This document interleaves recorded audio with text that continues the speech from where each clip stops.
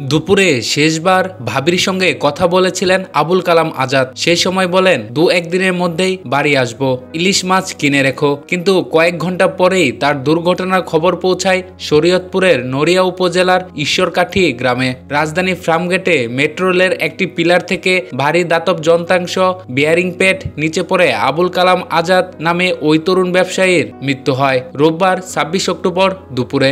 ঘটনাস্থল ছিল কৃষিবিদ ইনস্টিটিউটের সামনে।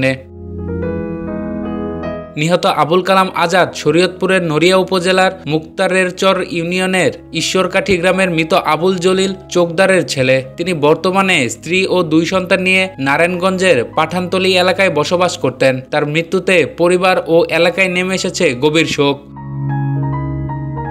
নিহতের পরিবার সূত্রে জানা যায়, জগন্নাথ বিশ্ববিদ্যালয় থেকে পড়াশোনা শেষে আবুল কালাম ঢাকায় একটি ট্রাভেল এজেন্সি পরিচালনা করতেন। নিয়মিত ব্যবসায়িক কাজে ফার্মগেট এলাকায় যাতায়াত ছিল তার। নিহতের মেজ ভাবি আসমা বেগম বলেন, দুপুর 12টার দিকে কালামের সঙ্গে আমার শেষ কথা হয়েছিল। বলেছিল 2-1 দিনের মধ্যে বাড়ি আসবো, তুমি ইলিশ মাছ কিনে রেখো। কিন্তু ভাই আর বাড়ি ফিরল না।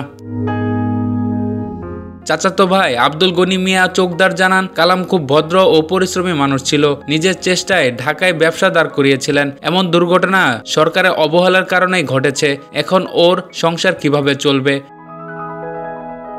নিহতের পরিবার আরও জানায়, আবুল কালামের 5 বছরের এক ছেলে সন্তান আব্দুল্লাহ ও 3 বছরের কন্যা সুরাইয়া আক্তার রয়েছে। তার মৃত্যুর পর পরিবারটি এখন নিঃস্ব অবস্থায় পড়েছে। প্রত্যক্ষদর্শীরা বলেন, হঠাৎ করে মেট্রো রেলের পিলারের উপর থেকে ভারী ধাতব বিয়ারিং প্যাডটি নিচে পড়ে যায়। সেটি কালামের মাথায় আঘাত করলে তিনি মাটিতে লুটিয়ে পড়েন। স্থানীয়রা দ্রুত উদ্ধার করে হাসপাতালে নিলেও চিকিৎসক তাকে মৃত ঘোষণা করেন।